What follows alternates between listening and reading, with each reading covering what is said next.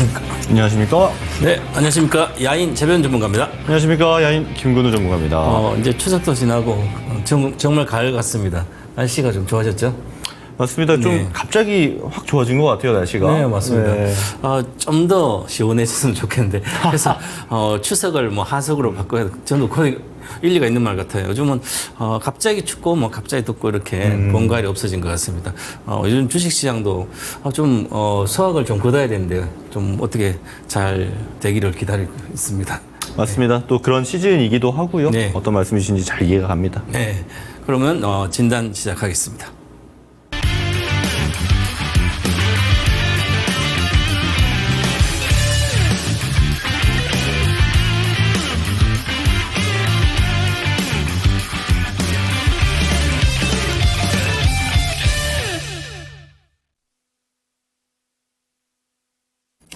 자, 오늘 시장만 해도 사실 좀 해석이 많이 필요한 시장인 것 네. 같기도 해요. 양시장 보더라도 실제로 전일 이제 미증시에서 보여줬던 모습과는 또 별개로 우리 증시는 또 오전에는 강하다가 또 정강 후약의 모습을 보여주면서 장 막판에는 또 좀 투매가 많이 쏟아지는 이런 상황도 좀 보여졌거든요. 혹시 전문가님께서는 오늘 시장 어떻게 보셨나요? 오늘 오전에는 그나마 괜찮았는데 뭐 2차 전지도 다 플러스 나오고 분위기가 이제 중국 관련주도 좋고 그 금융주는 뭐 이미 빠지기 시작했으니까 이제 밸류업을 나오더라도 기대 원래 안 하고 있었고 금리 인하를 금융주 어떻게 피하고 또 경기가 나빠지면 당연히 금융주 빠지니까 외국인들은 기관이 많이 갖고 있는 금융주 당연한데 어제부터 좋았던 그런 업종들이 갑자기 마이너스 돌아서고 분위기가 안 좋아지더니 뭐 30% 이상으로 이렇게 끝났습니다.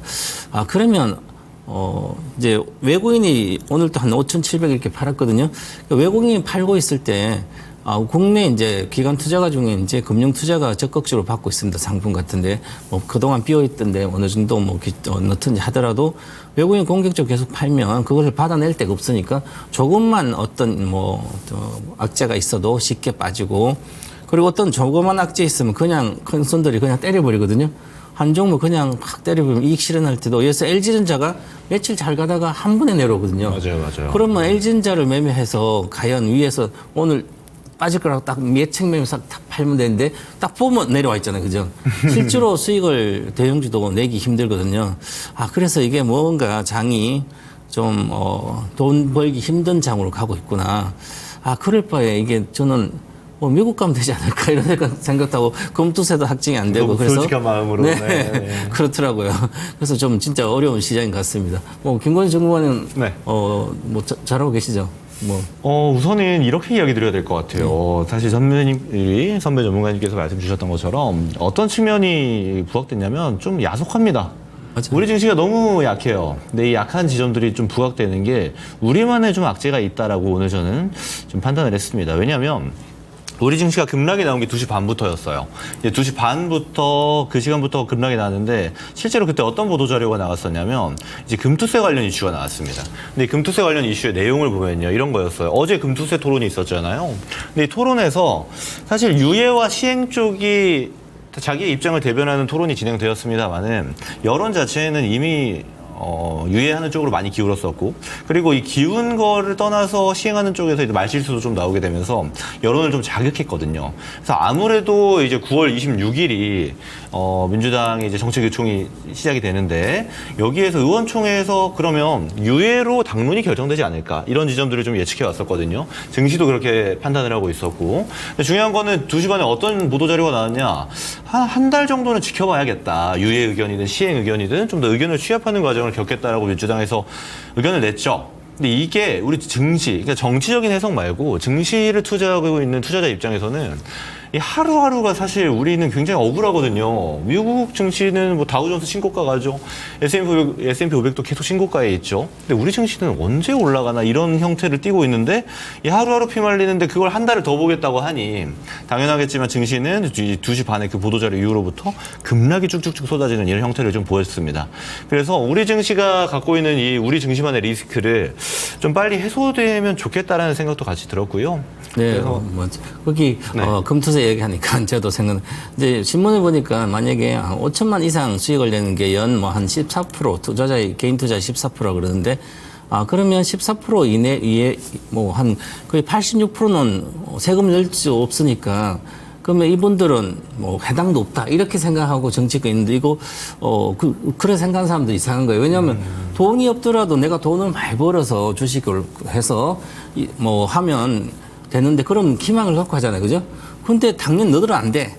어차피 돈 뭐 이익도 못 내는데 세금 있든 말든 이렇게 완전히 이게 폐쇄적인 그 있잖아요. 이런 사고를 갖고 있는 정치인들이 있더라고요. 이게 다른 물론 검투세 뭐 하기는 해야 되겠지만 그렇더라도 지금 이렇게 장이 안 좋은데 그죠? 그리고 큰 손들이라도 우리 돈이 개인 투자자도 돈이 많으니까 수십억 수백억 굴리는 사람 많거든요. 이런 사람이 그냥 빠져버리면 우량주 자체도 잘 안 되거든요. 그럼 외국인들 뭐 이렇게 갖고 있고 기관들은 짧게 매매하면 개인들은 적은 돈으로도 우량주 하고 싶고 뭐 소형주 하고 싶어도 실제로 할 수가 없어요. 그죠? 누군가는 사줘야 되는데 사줄 사람 자꾸 빠져나가면 그러면 기반 자체가 약해지는데 우리가 요즘 보니까 저거 뭐 이제 밸류업도 있잖아요. 뭐 별로 없어요. 그죠? 밸류업이 기본 되려면 돈을 풀어줘야 되는 거죠. 정부에서든 펀드뿐만 아니라 돈은 뭐 헬리콥터 풀더라도 일본이 그래서 아베 엄청나게 풀어가지고 전 분야에 다 돈을 풀었기 때문에 그 돈이 정시로 들어와서 탄탄하게 저렇게 지수가 몇 배 올라갔거든요. 그래서 우리 정치인들이 일을 안 한 것 같아요. 저는 일은 안 하고 저는 그래서 정치인이 바뀌야 그나마 서민도 좀 좋아지지 않을까 이런 생각하고 있습니다. 네. 맞습니다. 좋은 내용 주셨던 것 같고요. 일단 이 내용으로 가면 저희가 또 오늘 하루 종일 요 얘기만 해도 안 끝날 거기 때문에 오늘 그러면 이제 상담을 좀 시작해 봐야 될 것 같습니다. 네, 그래서 채팅창에 종목명, 진단받고 싶으면 종목명, 매수단가, 그다음 이유라든지 비중 이런 거 좀 올려주시면 저희가 진짜 상담해 드리겠습니다. 그리고 전화 상담도 가능하니까 전화로도 많이 해주시기 바라겠습니다. 먼저 제가 상담하겠습니다. 유튜브에서 조 AD님께서 병원 전문가인데 흥하해운 2,800원 20%입니다. 중동 이슈도 있고 미국 항만 노조 파업 예고도 있는데 본전까지 올라갈 수 있을까요? 어떻게 해야 할까요? 그래서 이제 우리가 일반적으로 흥하해운 하면 주로 해운주들이 운임이 비싸지면 당연히 좀 좋아지는 거죠. 그래서 그다음에 유가는 뭐 지금 71달러 이렇게니까 WTI 기준으로 유가는 그냥 안정적이에요. 그리고 뭐 중동 이슈 그다음에 뭐 미국 이슈가 있더라도 유가에 특별하게 큰 뭐 변동이 없지 않을까 그렇게 보고요. 그다음에 이제 전체적으로 좀 길게 보면 결국은 수요가 많아야만 결국은 뭐 전체적으로 이제 운송도 많이 늘고 그러거든요. 근데 뭐 공급의 이슈로 인해서 공급이 제한적이라서 운임력 올라가고 이런 경우는 단기적입니다. 근데 지금은 그런 게 막 먹히질 않아요. 거기 먹힐 때가 따로가 있습니다. 항상 보면 22년도 이때 보면 21년도하고 이렇게 보시면 특별하게 21년도 전체 조항일 때 좋고 그다음에 22년도 계속 안 좋았죠. 그죠? 그 다음에 여기 보면 23, 1년도 잠깐 올라갔다 내려왔어요. 말 그대로 20년도 이때 뭐 계속 내려왔잖아요. 그죠? 쭉 보시면. 그래서 이 자체로 기업이 이익을 안정적으로 내는 그런 건 아니에요. 그냥 테마다 이렇게 보시고 지난번 아마 여기서 물리신 것 같아요. 그래서 항상 2,800원입니까? 요 올라간 걸 보고 내가 시세를 보고 딱 사서 물리면 본전할까 그러니까 항상 돈은 여기서 요 있잖아요. 올라가기 전에 수렴했을 때 압축해서 수렴하고 있다가 딱 위로 튀면 그때 바로 순식간에 잡아버려야만 항상 돈을 벌고 팔아먹을 수가 있어요. 근데 내가 있다가 올라왔네. 그리고 막 뉴스에 막 이슈가 막 떠요. 중동 이슈가. 그러면 그때 그걸 생각해서 딱 하면 나는 이미 대다수 다른 사람들은 돈을 벌고 단타 쳐서 성공해서 돈을 버는 사람들은 이미 요 날 다 잡았는데 나는 이미 밑에서 남들이 팔고 난 주식을 그때 사가지고 먹겠다니까 판판이 깨지는 거예요. 자, 그래서 지금은 오히려 매수 구간이에요. 차트상으로 보면. 지금도 이렇게 보면 제가 보는 기법상은 매수예요. 그죠? 가일권이기 때문에 언제든지 쉽게 올라갈 수가 있다. 요 단계까지는. 그래서 이렇게 보면 어느 정도는 괜찮아요. 괜찮은데 그러면 괜찮으니까 이제 어디까지 올라야 되나 그걸 봐야 되겠죠. 그럼 결국은 보시면 저항선이라고 있죠. 매물대. 매물대가 이렇게 있으면 2,600원인데 2,800원 있잖아요. 그러면 여기까지 가려면 거래가 왼쪽에 엄청나게 실렸으니까 이 거래가 실린 상태에서 내려오면 이 저점을 깨버려요. 거래 실렸다 내려오면 이 저점 그래서 깨졌잖아요. 이게 장 때문에 깨진 게 아니라 그냥 깨집니다. 일반적으로. 거래가 적잖아 아직. 그러면 이 정도를 돌파를 못한다는 얘기예요. 그래서 반등 시에 비중을 축소하는데요. 한 2,570원 정도 이렇게 드리겠습니다. 2,570원 급락하기 전에 2,570원 정도까지는 갈 걸로 보이기 때문에 이슈 나왔을 때 이번에 뭐 어떤 이슈를 확 뜨면 그때 비중 축소하면서 빠져나오시고 지금 이렇게 투자자분께서는 단기 매매할 수 있는 실력이 안 돼 있습니다. 다시 실력을 갖추고 차트 매매 정확히 배우셔서 거래량과 주가의 상관관계, 캔들, 이평선, 그다음에 기법 다 배워서 그때 하시면 아마 여기서 잡을 수 있을 거예요, 이날. 그렇습니다. 그래서 반등 시 2,550원부터 매도 의견 드리겠습니다. 네. 네, 이어서 진행하겠습니다. 유튜브에서 황희성님께서 한미반도체 11만 7천 원 10%에 매수하셨고요. 밸류업 지수에 편입도 됐고 반도체주 이제 슬슬 오르나 싶긴 한데 목표로 15만 원 봐도 될까요? 굉장히 좋은 질문이라고 좀 생각이 됩니다. 일단 한미반도체는 잘 우리가 아는 거의 국민 반도체 기업이기 때문에 제가 내용 설명 많이 안 하겠습니다. 본도하고 있고요.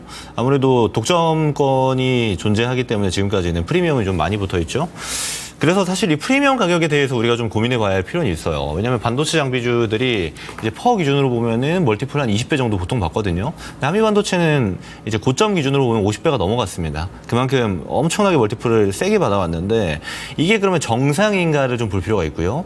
그러면 이게 정상이 아니다라는 판단이 들었다면 이제 앞으로 어떻게 되는가 또는 정상이라면 그럼 이제 어떻게 되는가 이게 중요한 건데 사실 제가 보는 시각에서는 좀 오버슈팅이 많이 났다고 봐요.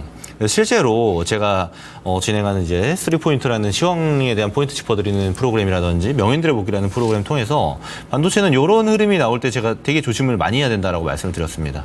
네, 이런 형태로 갔을 때 차트 보면서 좀 설명을 드리자면 이제 7월에 이제 고점 만들고 반도체주들이 쭉 빠지는 구간에 들어섰을 때 제가 좀 조심해야 된다 많이 말씀을 드렸어요. 그런 형태는 뭐냐면 이제는 이제 멀티플로서 계산이 안 되는 오버슈팅 구간에 들어가면 실제로 이제 기술적인 영역이 들어가게 됩니다. 왜냐하면 조금만 매물대가 위에 잡히더라도 돌파하지 못하는 경우가 굉장히 많이 발생하거든요.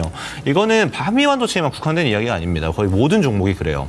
근데 이 오버슈팅이 나온 한미반도체에 대해서 그러면 이제 당연히 조심해야 되는 구간에서 정리를 했다라면은 이제 지금 가격에서는 어떠한가 이걸로 가는 거잖아요.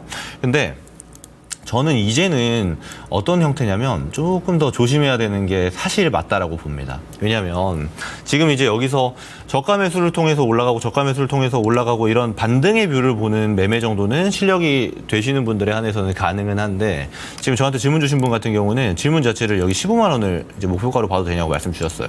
그러니까 이 15만 원 가려면 어떤 그림이 나와줘야 되냐면 제가 그림을 그리면 이렇게 가야 됩니다. 뭐냐? 추세 전환이 발생해야 돼요. 지금은 이제 고점이 쭉쭉쭉 낮아지는 하향 곡선을 그리고 있습니다. 근데 이 상태에서 다시 올라가 주려면 뭐가 발생해야 되냐면 사실 이렇게 말씀드리면 조금 야속할 수 있겠습니다만은 엔비디아가 올라가야 돼요. 왜냐면 대놓고 이 오버슈팅을 만들어 놓은 주체들 엔비디아가 신고가를 돌파할 때마다 그 모멘텀을 직접적으로 받아왔던 SK하이닉스와 한미반도체. 근데 지금 자세히 들여다보세요. 엔비디아는 고점 대비해서 그렇게 많이 빠지지 않았습니다. 근데 이 모멘텀을 따라가는 종목들을 보면 훨씬 많이 빠졌어요. 한미반도체 반토막 났죠. 이수페타식스 다 반토막 났어요. 그러니까 우리 입장에서는 이 모멘텀을 추격하는 종목들을 다룰 수밖에 없기 때문에 보다 조심해야 되는 게 맞습니다. 그래서 저는 이 엔비디아가 다시 그런 신고가 형태로 가는 추세 전환이 발생할까요? 보면은 지금 상태에서 물음표로 대답하는 게 맞거든요. 그렇다면 지금 이 상태에서 뭐랄까 운적인 요소에 기대해서 지금 이거를 15만 원까지 보는 게 맞을까요? 아니면 최대한 좀 짧은 대응이 맞을까요? 저라면 이건 짧은 대응으로 갈 것 같습니다. 예를 들어서 매수가가 지금 11만 7천 원인데 아마 저가 반등을 노리고 좀 잡은 매수가 정도 될 것 같은데 이거는 저는 사실 한 13만 원 되면 팔아야 되지 않을까 싶어요. 너무 적지 않나요? 수익금이? 이렇게 보실 수 있겠지만 그만큼 지금 리스크 있는 종목을 고르신 겁니다. 되게 좋았어요. 한미반도체는. 굉장히 좋았고 언제 사도 수익이었던 때가 있습니다. 언제냐면 이렇게 돌아가면 돼요. 근데 이런 구간에서의 리스크와 이게 지나가고 높은 산이 되어서 위에서 조금만 올라가면 매물대가 쭉쭉쭉 떨어지는 형태의 종목과는 천차만별입니다. 그래서 한미반도체가 좋다. 본더를 통해서 독점 공급하는 거에 대한 이 엄청난 멀티플 긍정적으로 봅니다. 하지만 그게 과거에는 그랬을지언정 이제는 좀 조심해야 되는 게 맞는 거예요. 대표적인 예로 지금 한미반도체를 제가 예시로 들어서 그런데 우리가 2차 전지를 봐도 마찬가지예요. 올라갈 때는 더 좋은 이야기, 더 좋은 내용들이 부각을 받습니다. 근데 이게 지나고 나서 보면은 오히려 그 좋은 이야기를 통해서 매수했던 사람들이 강한 매물대로 작용했던 경우가 굉장히 많아요. 우리가 흔히 말하면은 이제 약성 재고를 표현하듯이 약성 매물대가 형성이 되는 거거든요. 저는 그래서 굳이 얘를 해야 될까라는 생각이 들어요. 왜냐하면 지금 오히려 추세를 조정받고 있다가 다시 추세를 돌려세운 종목들 많아요. 제가 예시를 한번 말씀드려보자면 HD 한국조선해양. 자, 내려가는 듯 하다가 다시 돌려 세웠습니다. 살아있어요. 이 매물대를 점점 자기가 소화해내고 다시 상방으로 움직임을 보여주고 있습니다. 시장이 지금 이런데도 불구하고요. 그러면 이렇게 좋은 종목들을 오히려 좋은 가격대에서 형성을 하되 다만 고점대니까 좀 로스컷을 잡을 수 있겠죠. 이런 대응의 여지가 있는 종목들을 하는 게 좋지. 한미반도체를 굳이 들어가야 될까 이런 생각이 좀 듭니다. 그래서 저는 짧게 대응하시는 거를 권장드리고 목표가를 13만 원 정도로 대응을 하시되 이거를 다시 잡고 싶다 하면은 어떻게 우선적으로 봐야 되냐면 좀 늦을 수 있어요. 왜냐하면 바닥에서 잡아서 머리 꼭대기까지 수익을 보려면 굉장히 좋겠지만 그 형태가 아니고 엔비디아가 아예 추세를 돌려세우는 형태를 보여주고 나서 들어가는 겁니다. 그러면 얘도 올라가 있겠죠. 근데 그 올라가 있는 상태에서 하는 겁니다. 그게 저는 보다 안정적이고 리스크 적은 그리고 수익을 볼 수 있는 좋은 방법이다라고 말씀드릴 수 있겠습니다. 이 정도 의견 드릴게요. 네, 다음 종목 진단하겠습니다. 풍산 올려주셨네요. 6만 500원 10%입니다. 최변 전문가님 꼭 분석 좀 해주십시오. 손절이 할지 그냥 가야 할까요? 풍산 우리가 일반적으로 방산 테마로 잘 뜨고 있죠. 그래서 오늘도 관련된 이스라엘하고 헤즈볼라 전면전 이야기를 하면서 잠깐 떴죠.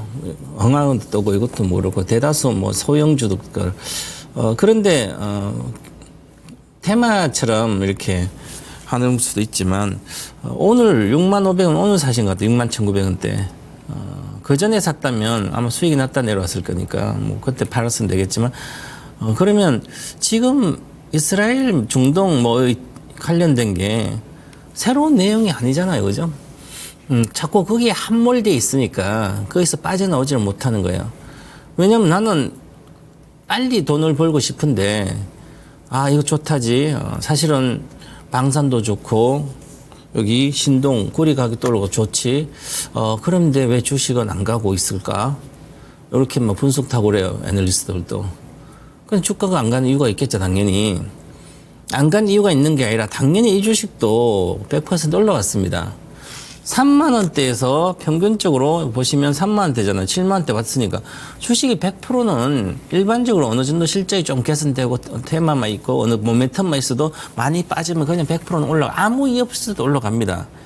자, 그러면 우리가 마찬가지로 이제 예를 들어서 작년부터 쫙 빠졌던 작년 하반기 여름부터 끝없이 빠졌던 양극재라 이런 것도 어느 정도 조금만 좋아진다면 그냥 최저 바닥에서 그냥 100%는 올라가요. 아무리 정말 나쁜 기업도 50% 올라갑니다. 그것처럼 기본적으로 100% 올라가고 나서 그 다음에 또다시 거기서 50%도 올라가는데 그러면 밑에서 3배가 정도 이상이 나려면 구조적으로 뭔가 바뀌어야 됩니다. 그런데 이 풍산이라는 회사는 구조적으로 바뀌지 않아요. 지금까지 그러지 않았습니다. 그냥 나의 고객사가 정해져 있고 탄약 부품하는 데 있고 그다음에 구리 재련해가 구리해가 동이라든 이런 거 해서 납품은 정해져 있고 그러면 신규 사업 신규 거래처가 잘 없어요.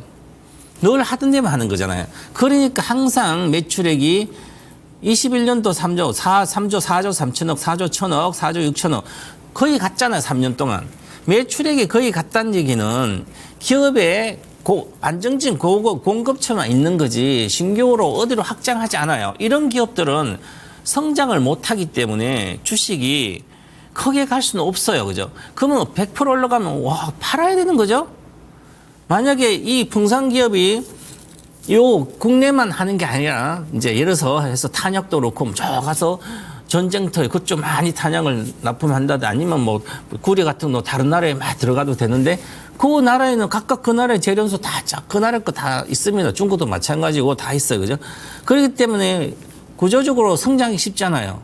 과거에 우리가 이런 말씀드리면 되는데 라면이 있어요. 라면. 그럼 신라면도 있고 뭐 우리 삼양 있으면 얘들은 그냥 있다가 국내에서는 신라면 삼양이 안 되니까 하다가 있다가 나중에 삼양이 글로벌로 다 진출하니까 영토가 넓어졌잖아요. 그러니까 주가도 엄청 가는 거잖아요.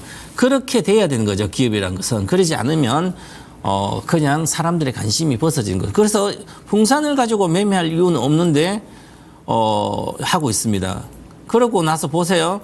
일봉을 보니까 오늘 잠깐 올랐다가 와 이제 바닥권이네 이렇게 보니까 그런데 바닥권인 것 같아요. 그럼 오를 것 같아요. 그죠? 그래서 근데 매물대는 여기 다 놓여 있습니다. 매물대가 63,000원 평균 매물대가 있는데 6개월 매물이에요. 6개월 매물 64,000원이에요. 그러면 내가 65,000원 사가지고 64,000원이면 3,500원 먹으려고 5% 먹으려고 이 주식을 하고 있는 거예요. 개인 투자 대다수가. 즉 우물 안에 개구리식 투자를 하고 있으니까 나는 여기서 벗어날 수가 없는 거예요. 저는 개인 투자자들이 주식을 하면 몇 년이 걸리더라도 몇 배 갈 수 있는 주식 아니면 최소한 소형주 들어가도 50% 최소한 이상 벌 수 있는 주식을 실력이 없는 분들은 그런 주식을 노리고 해야지 그냥 몇 프로 딱 올라가고 하면 그런 것은 늘 물리든지 세월만 갑니다. 그래서 10년 가도 돈을 못 버는 거죠. 주봉 차트 한번 볼까요? 여기니까 주봉 차트 보니까 많이 올라왔잖아요. 보세요. 추세가 하락하고 있잖아요. 지금 계속 아직 고점이 낮아지고 있고 이미 여기서 더블 갔으니까 가야 될 이유가 없어요. 이제는. 그러면 반전할 때 팔아야 돼. 그러니까 오늘 아침에 잠깐 테마가 뜨니까 정확하게 중심선이니까 이것은 중심선이 61,200원이에요. 그러면 난 61,200원에 밑에 그 전에 사신 분들은 팔아먹어야 되는 거예요. 왜냐하면 수렴하고 밑으로 가잖아요. 그죠? 그래서 이렇게 분석을 해줘야 되고요. 기업이 성장하지 않는 즉 한 10% 이상 두 자리 성장하지 않는 기업은 앞으로 1년, 2년, 3년 동안 성장하지 않는 기업 나는 절대 찾아보지 않는다. 그러면 돈은 끝없이 벌릴 수가 있어요. 물려도 다 회복합니다. 그처럼 그래서 있고 일단은 이 종목은 특별한 게 없다. 그리고 앞으로 경기가 나빠지면 구리도 나빠지고요. 그다음에 방산도 더 이상 이슈가 나올 게 없습니다. 그래서 반등씩 꼭 매도 의견 드리겠습니다. 매도는 목표가 12평소에 56,000원 넘었는데 121평소 이렇게 보시면 그래서 한 61,500원 정도 이렇게 본전 정도 이상에서 팔고 나오시 61,500원 드리겠습니다. 팔고 나오고 손절가 드릴게요. 56,000원 손절가 드리겠습니다. 매도 의견 드립니다. 네, 이어서 진행하도록 하겠습니다. 유튜브에서 따상님께서 안녕하세요. 라파스라는 종목 22,250원에 10% 25,000원 목표하는데 가능할까요? 진단 부탁드려요. 이렇게 말씀을 주셨습니다. 이 라파스라는 종목은 잘 모르시는 분들이 많을 건데 마이크로니들 합니다. 마이크로니들 뭐냐? 우리가 이제 예를 들어서 약품이라든지 화장품을 쓸 때 작은 이제 아주 미세한 바늘로 피부에 구멍을 뚫어요. 그래서 좀 더 쉽게 흡수하게끔 만들어주는 장치를 하는 기업이에요. 근데 이게 잘 안 됐죠. 그래서 실적이 많이 안 나옵니다. 영업이 계속 적자고요. 그래서 뭐 하냐면 여기서 추가하는 산업으로 건강기능식품이나 화장품 같이 하고 있는데 사실 그쪽도 그렇게 잘하지 않아요. 제가 실적 한번 보여드릴게요. 연간 실적인데 이제 코로나 이전에 19년도부터 해서 영업이익은 올 적자입니다. 자, 아무래도 소기업이다 보니까 뭐 컨센도 없죠. 그러면 이런 상태에서 우리가 이 종목을 타겟팅해야 된다라는 관점으로 보셔야 돼요. 뭐냐? 이 베이스가 이미 깔려있지 않은 종목이에요. 그리고 중요한 거 부채가 계속 늘어나죠. 당연한 결과입니다. 돈을 못 버니까요. 그리고 갖고 있었던 현금도 이제 막 쓰고 있습니다. 자, 그럼 이런 상태에서 우리 종목을 봅시다. 자, 차트 한번 볼 건데요. 이게 2024년 올해 이제 7월 11일 목요일에 이 저점 대비해서 이게 19일이 고점입니다. 220% 올라갔어요. 저점 대비해서 220% 올라간 종목이 이제 조정이 좀 나왔습니다. 근데 들어가신 거예요. 자, 뭐냐면 흔히 말해서 이제 단타 치려고 들어간 겁니다. 그렇죠? 근데 이렇게 데이 트레이딩으로 한번 해보겠다 이런 거는 제가 뭐 말리거나 할 그런 건 아니죠. 직접 하시면 하시는 건데 저는 그런 걸 하시더라도 어떤 종목에서 할 거냐 굉장히 중요한 여부인데 이런 종목에서 안 해야 됩니다. 왜냐하면 개별주죠. 어떤 테마가 형성돼서 예를 들어 테마 대장이라든지 이런 트레이딩에 적합한 기준이 있는 게 아닙니다. 게다가 개별주가 어떤 뉴스를 가지고 거래를 가지고 수급을 가지고 이렇게 막 튀는 것들 이런 걸요. 이번에 운이 좋아서 예를 들어 목표하는 25,000원에 왔다라고 봅시다. 그럼 어떻게 하는지 아세요? 다음에 이런 종목 또 합니다. 한 3연상, 4연상 들어가는 애들 또 하실 거예요. 그러면 뭐가 이제 결과가 정해져 있는 매매예요. 이런 것들은 사실 흔히 말해 선수들의 영역입니다. 네, 이거는 결과가 정해져 있는 매매를 하는 거를 저는 권장드리고 싶지 않아요. 웬만하면 안 하셨으면 좋겠어요. 그래서 우리가 실적을 베이스로 놓고 실적 베이스 위에서 탄탄하게 주가가 상승하는 종목들. 예를 들어 이 라파스라는 종목이랑 완전 반대되는 종목 한번 볼게요. 일단 라파스 이거 주봉으로 보면요. 자, 2019년에 상장해서 이제 코로나 유동성 장세에 바이오에 바자만 들어가도 다 올라갈 때 이제 올라갔다가 그때 고점 찍고 쭉 내려가는 종목입니다. 네. 근데 이거랑 완전 반대되는 종목 한번 보여드릴게요. 실제 실적 베이스로 올라가는 제가 여러 차례 강조드리는 클래시스라는 종목이에요. 자, 똑같은 주봉 차트입니다. 어때요? 보기에 굉장히 안정감 있지 않나요? 그리고 어디서 사도 지금 수익입니다. 어디 구간에서 샀어도 지금 수익이에요. 왜요? 실적 베이스로 가는 종목들이니까. 우리는 선수가 아니에요.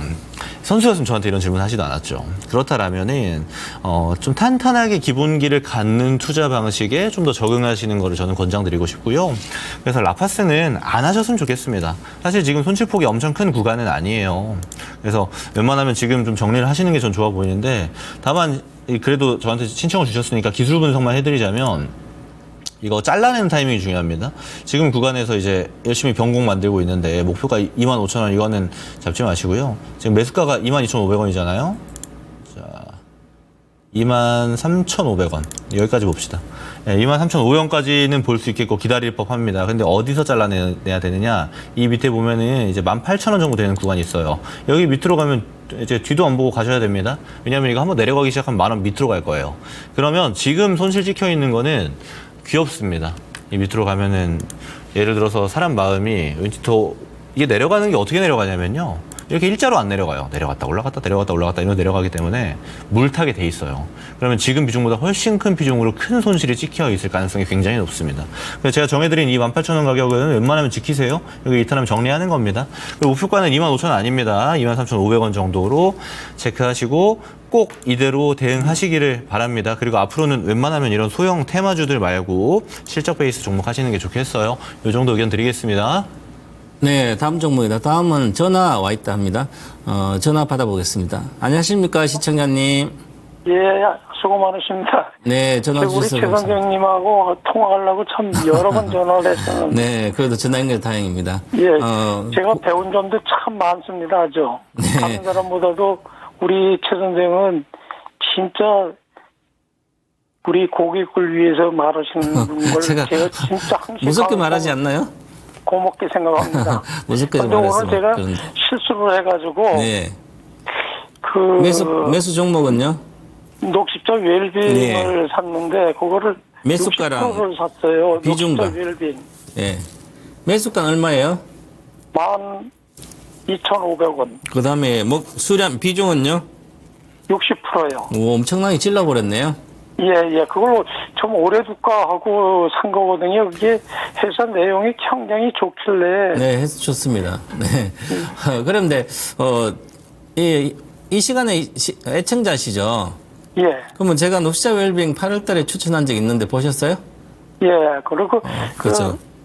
거기에 또 내 네. 믿을만한 애가 거기도 또 그 회사에 다니고 있어요.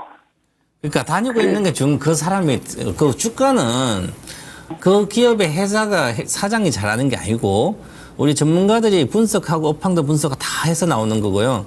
그 기업의 대표도 실적은 내봐야 알고 업황 자체도 잘 모릅니다. 물론 자기 분야 잘할 것 같지만 애널리스트가 산업의 애널리스트 훨씬 더 전반적인 걸 분석하기 때문에 훨씬 더 잘하기 때문에 어떤 그냥 누가 직원이 있어서 그렇다 이런 것은 막연한 거고요.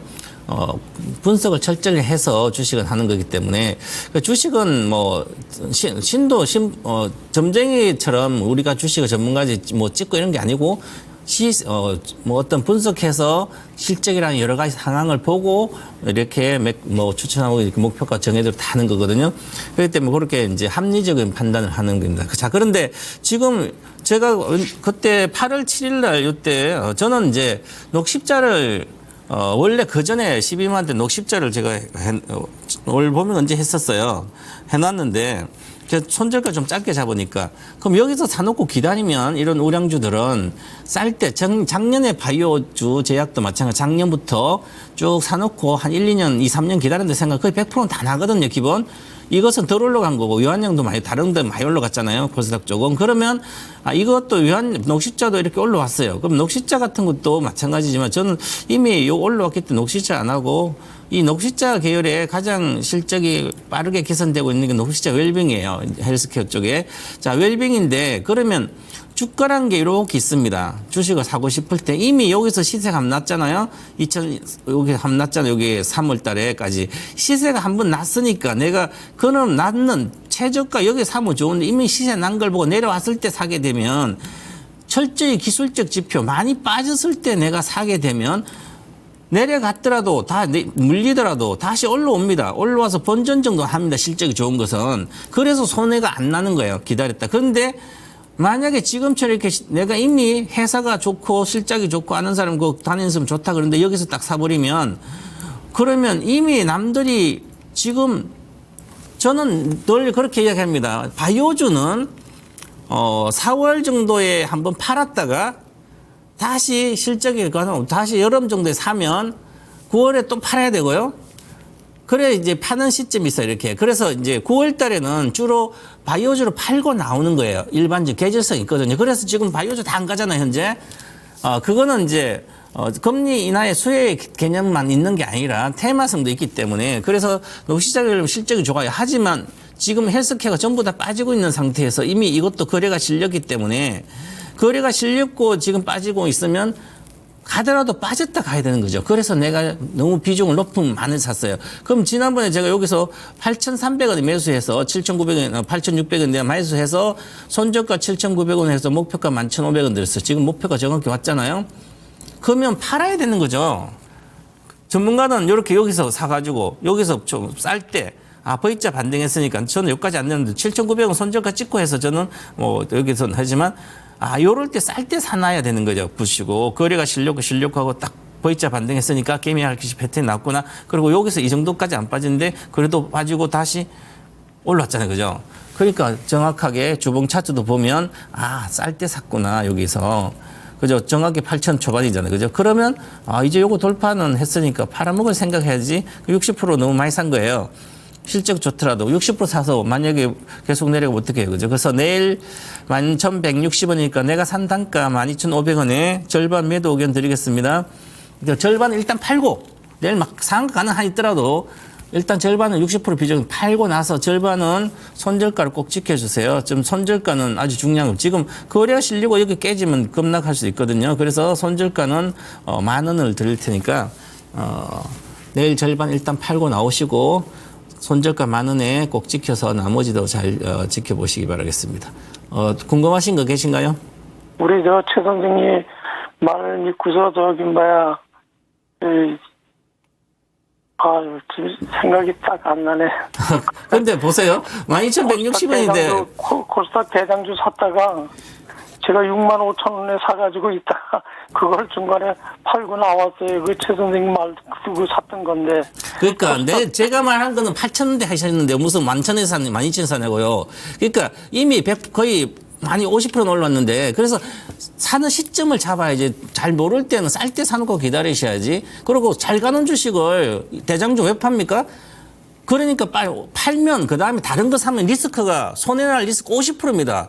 나는 초보자고 차트 모르는데 먹었으면 계속 좀 들고 가든지 그렇게 안 하면 계속 깨져요. 잘못하면. 그래서 조금 먹고 나와서 크게 깨지고 호성세월이죠. 그죠? 그래서 일단 내일 본전이니까 절반을 일단 파시고 다시 만약에 이건 많이 내려오면 추가 매수, 재매수해도 되니까 그 정도 우량주니까 그렇게 하시는 게 좋을 것 같습니다. 네. 수고하셨어요. 네, 감사합니다. 네. 네. 네, 이어서 진행하겠습니다. 유튜브에서 봄님께서 HD 한국조선해양 17만 원에 10% 매수하셨고요. 김근우 전문가님이 알려주신 1차 목표가 20만 원 갔을 때도 안 팔았는데요. 좀 더 수익 보고 매도하고 싶은데요. 조언 부탁드립니다. 라고 말씀을 주셨어요. 뭐 안 파실 수 있죠? 수익 더 보고 싶을 수 있고. 네. 제가 드리는 전략에서 어떤 종목을 하실 거면은 웬만하면 제 가이드라인 안에서 지키는 게 좋습니다. 그래야, 만약에 목표가에서 팔았는데 이러면 수익은 좋지만 제가 손절가 라인도 드리는데 이런 손절 라인 안 지키게 되면은 오히려 종목은 괜찮은데 시장이 무너지는 경우 허다하단 말이에요. 이제 그런 경우를 좀 피할 수 있겠죠. 그래서 이번엔 좀 다행인데 다음에는 꼭 지켜주시기를 바랍니다. 뭐 조선주는 제가 워낙 많은 프로그램에서 분석을 많이 했기 때문에 좀 간략하게 말씀드리면 조선은 뭐 어차피 선박을 만들어서 파는 작업이잖아요. 그럼 이 선박을 만들 때 가격이 굉장히 중요합니다. 그래서 이걸 표준화하는 게 보통 클락슨 신조선가 지수로 평가를 많이 합니다. 그럼 우리나라 입장에서 조선업이 가장 호황일 때가 언제였을까요? 2008년, 2009년이었죠. 그때 이후로 악화가 됐으니까요. 업황 상황이. 그럼 2009년도, 2008년도에 클락슨 신조선가 지수가 190이 넘어갔습니다. 그럼 지금은 얼마일까요? 최고 슈퍼사이클에 대비해서 얼마 정도 될까요? 유사합니다. 거의 똑같아요. 그만큼 지금 슈퍼사이클 얘기가 굉장히 많이 나오고 있고 조선업은 말이 조선업이지 사실 이거를 좀 다르게 보면 그냥 제조업입니다. 제조업들 평균을 보면요. 평균 영업이익률이 한 10%? 많이 나오면 10%? 작게 나오는 이제 제조업 같은 경우는 한 5% 이렇게 잡힙니다. 조선업은 지금 얼마 예상되냐면 15% 나올 거 예상하고 있어요. 왜요? 굉장히 비싸게 수주를 진행하고 있기 때문입니다. 제가 이거 실적 컨센치 보면서 말씀드릴게요. 자, 작년입니다. 작년 기준으로 보면은 매출액이 매출액 대비해서 얼마 안 나왔어요. 영업이익이 그죠? 한 2,800억 나왔는데 올해를 보니까 1조 3천억이 예상이 됩니다. 그죠? 내년도 가니까 2조 3천억, 26년도 가니까 3조 3천억. 기하급수적으로 막 늘어나고 있어요. 자, 왜 이렇게 가능하냐? 수주량도 많은데 수주량이 많음에 따라서 굉장히 비싸게 수주가 꾸준히 진행할 수 있다라는 것을 말하는 거고 실제로 이제 HD 현대조선그룹 자체가 일단 대장으로서의 모멘텀을 보여줄 수 있는 게 먼저 고가 수주를 진행했기 때문이에요. 예를 들어서 하나오션이나 삼성중공업은 좀 덜 가죠. 왜냐하면 HD 현대 쪽에서 먼저 비싸게 잘 팔았고 도크를 비싼 걸 먼저 채웠기 때문입니다. 그래서 실적 턴어라운드가 먼저 발생하기 때문이에요. 종목 자체도 잘 고르셨고 기다리는 것도 지금은 괜찮다입니다. 그래서 저는 만약에 이거 1차 목표가 제가 2차 목표가 3차 목표가 이렇게 프로그램마다 이제 추천해드린 종목에 따라서 이렇게 말씀을 드리는데 그거 제가 다 챙겨보기엔 너무 어렵고요. 조선주 제가 전문가님 말씀하신 거 들고 있어야 하면은 최소 올해 연말까지는 그냥 들고 간다고 생각하세요. 네, 굳이 팔 필요 없습니다. 제가 이렇게 말씀드리는 단호하게 얘기 드리는 업종이 몇 개 없어요. 근데 그 중에서도 이제 대장주를 잘 잡으셨기 때문에 저는 그냥 지금은 HD 한국조선해양 다 사고 싶어 죽겠어요. 근데 너무 비싸 보여서 못 산단 말이에요. 근데 지금 신청자분께서는 잘 샀고 잘 들고 가는 와중이고 또 앞으로가 더 기대되는 섹터에 대장주를 잡으셨기 때문에 저는 최소한 올해 연말까지는 그냥 들고 가자. 제가 이와 유사한 상담도 많이 합니다. 조선업에 대해서 질문 주실 때마다. 근데 제가 비슷한 의견 내는 거를 아마 잘 찾아보실 수 있을 거예요. 그래서 제가 이렇게 일관적으로 말씀드리는 건 그만큼 좋은 섹터고 좋은 종목이기 때문입니다. 이 점 참고하셔가지고 아예 기간으로 대응해 보자라고 생각을 하시면 될 것 같습니다. 네, 다음 종목입니다. 유튜브에 김선환님께서 안녕하세요. 포스코 DX 48,320%입니다. 추가 매수해도 될까요? 진단 부탁드렸는데요.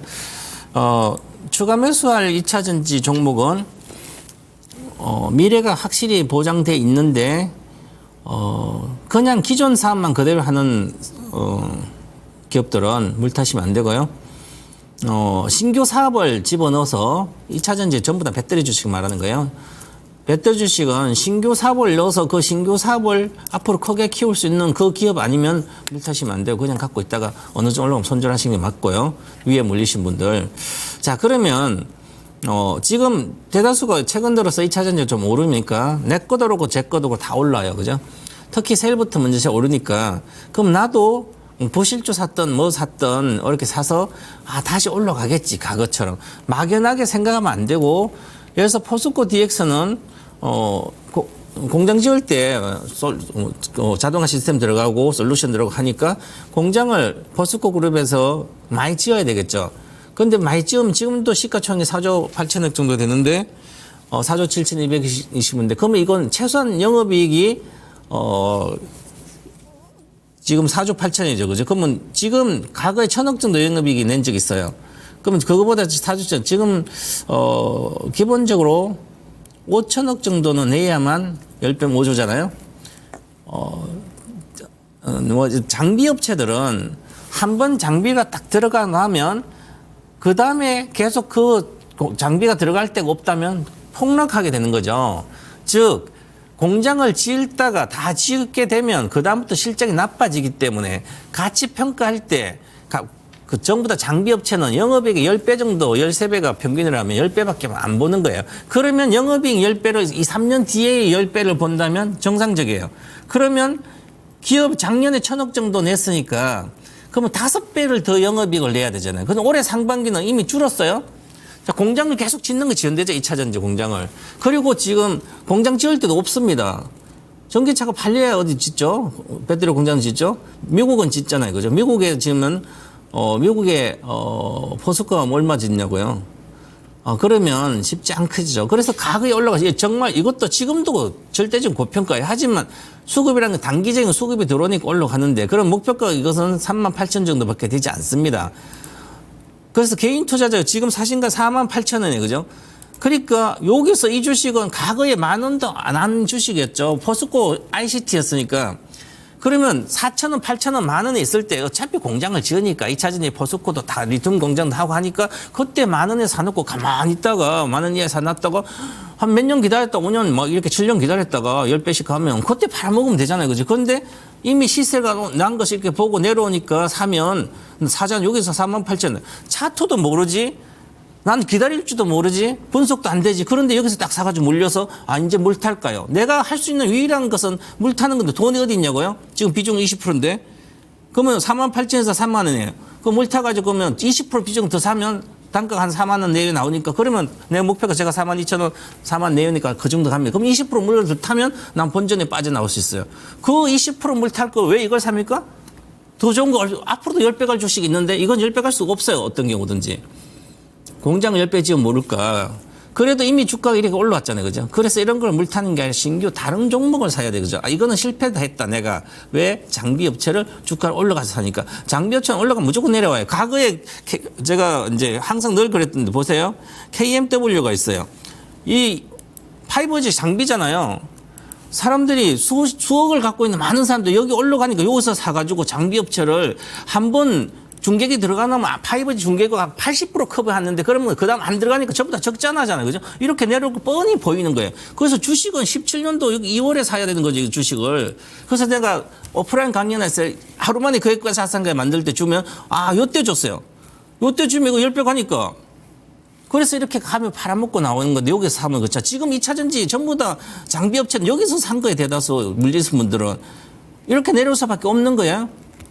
그렇기 때문에 이렇게 함부로 장비주는 생각보다 쉬운 주가 예측 아주 쉬워요. 그래서 그냥 남들이 뭐 포스코 덱스 많이 빠졌는데 이렇게 생각하지 마시고 그냥 이거 올라가면 42,000 정도 38,000, 42,000 가면 매도하고 나오고 다 이제는 배터리 내에서도 배터리 주식 중에서도 혁명을 일으키지 않는 주식은 쳐다도 보지 말아야 됩니다. 살기 힘든 세상이에요. 배터리도. 그 정도로 생각하고 심각하게 생각하고 이렇게 하시는 게 좋지 않을까 이렇게 말씀드리겠습니다. 네, 네. 네, 저 벌써 이제 상담 시간부터 다 끝나가지고 네, 그렇군요. 저희 준비한 히든카드 만나는 시간 가져보도록 하겠습니다.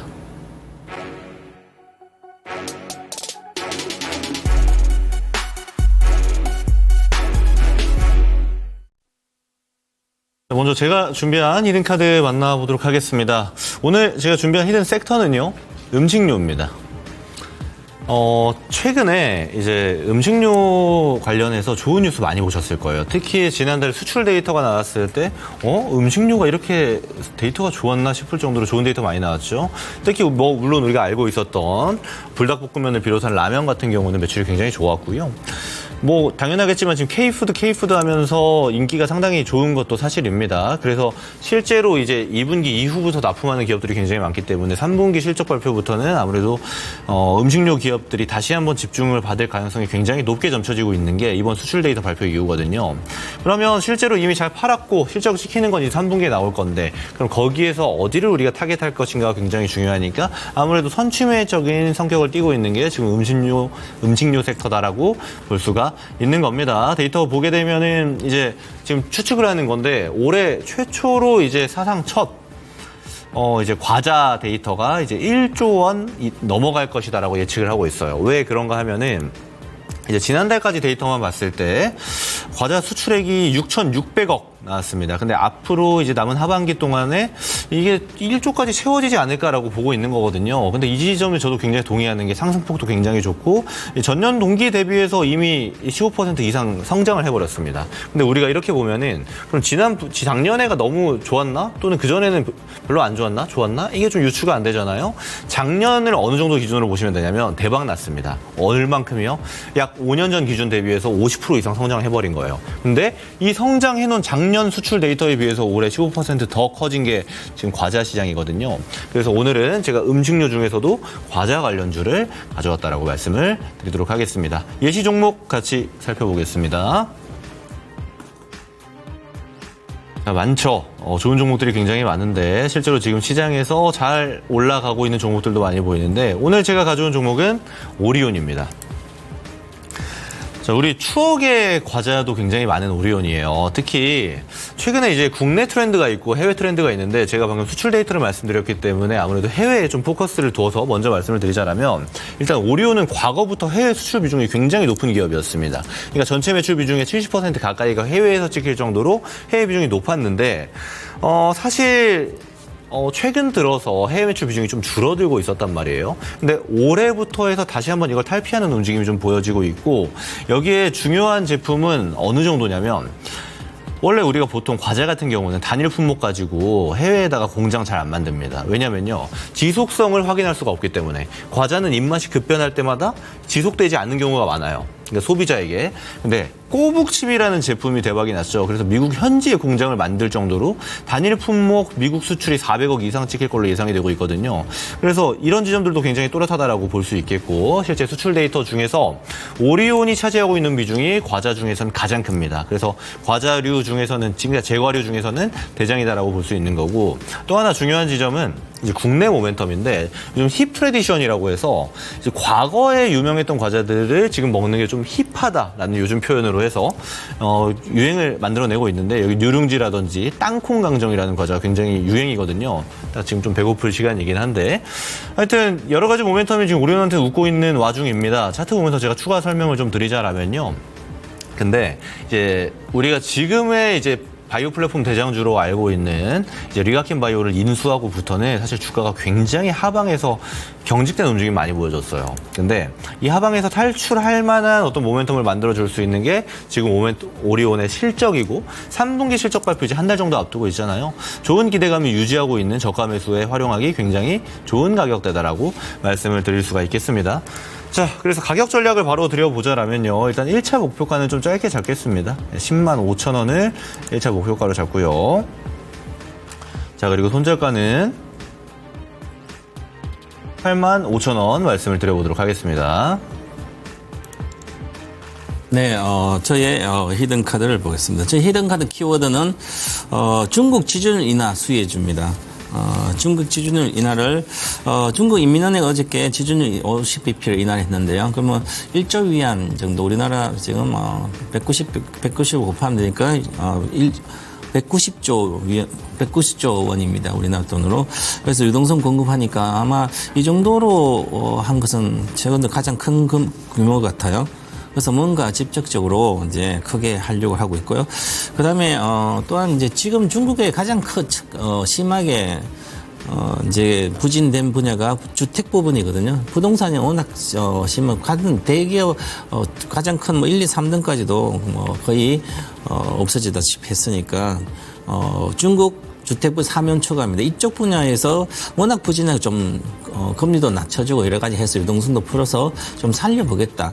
그전에는 그렇게 안 하고 그냥 내수를 그냥 해서 살려서 중국 경기를 한 5%까지는 뭐 성장시키겠다 했는데 이게 도저히 안 되나 봐요. 그래서 이렇게 해서 하겠다. 그러니까 추가적인 어떤 여지도 남겨놓고 있고요. 그 다음에 정시도 아주 부진했죠. 우리나라하고 중국 정시가 비슷하게 부진했는데 정시 부진한 것도 관련된 이야기도 하면서 이제 지원책 이런 것도 다 기대가 되고 있습니다. 그래서 어저께 중국 정시가 급등을 했고요. 그래서 이제 그러면 결국은 우리 관련된 수혜 업종들은 중국하고 직접적으로 수혜가 보는 게 바로 화학이라든지 섬유, 어복, 철강 이런 쪽이거든요. 그러면 어제하고 오늘 보면 그쪽이 우리 케미칼에서 안 가다가 이틀 동안 강세였죠. 뭐 철강도 현대도 강세였고요. 뭐 어복 회사들도 마찬가지고 그래서 괜찮았다 이렇게 보고요. 그다음에 이제 제가 차트를 이렇게 보고 보면 지금 중국 종합지수예요. 1월달 비슷해. 우리도 세계적으로 다 급락했으니까 1월에 급락하고 그다음 2월에부터 반등해서 여기 정도 있지. 지금 여기 이틀 동안 이렇게 올라왔습니다. 계속 부진하다가 끝없이 부진했죠. 5월부터 쭉 빠졌다가 2월 정도 이 가기가 와 있습니다. 자, 그러면 우리만 부진한 게 아니라 중국도 이렇게 부진했죠. 그럼 우리 한국 코스피를 보면 지금 현재 2,590 여기가 올해 1월 달 말 그 주간의 가격대와 같아요. 즉 우리는 중국과 밀접한 관계가 있는 거예요. 중국이 만약 잃어버린 20년 가면 당연히 우리도 간다고 이렇게 생각해야 되는 거죠. 미국에는 우리가 미국으로 과거에는 우리가 반도체 강국이기 때문에 미국이 잘 나갔을 때는 과거에는 10년 전에 미국의 수출 1등이 막 우리 그었잖아요. 그 다음에 중국 가고 중국 1등이 이제 우리 수출 1등 중국 국가인데 중국이 부진하니까 한 축이 무너지면 우리가 성장할 수는 없는 거잖아요. 그래서 중국이 잃어버린 20, 30년 가면 우리도 같이 간다고 생각하고 정책을 완벽하게 내수를 살려서 뭔가 해줘야 되거든요. 그러지 않으면, 근데, 자, 그러면 미국이 좋으니까 우리 미국하고 잘 붙어서 미국 수출하면 되지 않냐. 근데 미국으로 수출한 게 워낙 우리가 제한적입니다. 왜냐하면 과거에는 반도체 메모리하고 IT 많이 나갔는데 지금은 미국으로 갈 수 있는 게, 반도체는 AI 반도체니까 전부 다 대만기 가잖아요. TSMC 생산해서. 우리는 하이닉스 HBM은 대만에 갔다가 실제로 우리가 별로 AI 핵문시 수혜를 못 받는 거예요. 그래서 미국이 그렇게 성장해도 우리가 실제로 국내가 경기가 성장을 못 하는 겁니다. 그렇게 그러면 결국은 어려움이 계속되는 거예요. 그래서 우리가 이런 생각을 많이 해야 됩니다. 그래서 저는 그나마 그래도 기술적인 중국이 잠깐 반등하고 의지가 이제 보입니다. 경기 부양 의지가. 그래서 당분간 좀 괜찮지 않을까. 그래서 화학이나 이렇게 전체적으로 이쪽 분야를 단기 매매는 좋을 것 같아서 제가 가져왔고 히든 카드 한번 보겠습니다. 히든 카드는 HD 현대 인프라코어 그 다음에 아모레퍼시픽, 현대제철, 금호석유, FNF 페노션 대표적인 종목입니다. 수혜주. 자, 이 중에서 저는 히든카드는 현대인프라코어입니다. 현대인프라코어는 건설기계 업황이 좀 부진해요. 생각보다 부진하고 물론 단가 원자재 가격이 비싸니까 잘 안 팔리기도 하고 비용도 상승돼 있고 2분기 실적도 아주 안 좋았습니다. 영업이익이 작년 대비 49% 빠지고 3분기도 별로 안 좋을 거 보여요. 4분기도 개선될 걸 보이고요. 그다음에 여러 가지 구조조정하고 있어서 신제품 딜러망 확정하고 근데 이제 우크라이나 재건 언제 그 전쟁 끝날지 모르는 재건에 대한 기대도 이제 회복도 기대가 되고 있고요. 그래서 근데 7월달 중국 건설기계 내 판매량이 중국 내 판매량이 한 21.8% 증가됐더라고요. 이것은 소형 건설기계들이 많이 팔린 것 같아요. 그래서 이런 게 기대가 되고 있기 때문에 좀 더 낫지 않을까. 그래서 한번 차트로 보고 매수가하고 이렇게 말씀드리면 자, 보시면 많이 빠졌습니다. 월봉도 바닥권 밑에 와 있죠. 그래서 6, 7천 원, 5천 원 내외나 6, 7천 원 이렇게 해서 싼 가격입니다. 기술적 반등하면서 계속 내려와 있잖아요. 그죠? 그래서 큰 시세는 좀 더 시간이 걸려야 될 거예요. 확실하게. 그래서 일봉 차트로 보시면 갭 떠서 이렇게 있습니다. 그럼 눌림목 구간, 눌림목 구간 7,200원 정도의 매수를 하면 눌림목에서 매수하는 게 낫으면 아니면 올라가면 안 사면 되죠. 그다음 8,200원 정도 목표가입니다. 그래서 8,200원 정도니까 목표가는 크지 않고요. 목표가 안 크지 손절가도 짧게 잡아드립니다. 6,700원 손절가 꼭 지켜주시기 바라겠습니다. 네, 이상입니다. 네. 네. 전문가님 그 공개 방송 있으시죠? 네, 저는 뭐 매주 일요일 날, 네. 오후에 7시, 8시에 이제 하니까 거액자산가 길로 뭐 장기 투자라든지 이런 거 주로 말씀드립니다. 저 한번 와서 보시고요. 동방부사 1등주 TV 채널이라고 있습니다. 거기서 오시기 바랍니다. 전문가님 뭐 특별히. 저는 공개 방송 오늘 했습니다. 네. 여러분들 제가 갖고 있는 시장 뷰 보고 싶으신 분들은 토마토 증권통 유튜브 채널에 라이브가 오늘자로 올라가 있으니까 VOD 보시면 되겠다라고 말씀드리도록 하겠습니다. 네, 시청자 여러분 감사합니다. 즐거운 밤 되시기 바라겠습니다. 시청해주셔서 고맙습니다.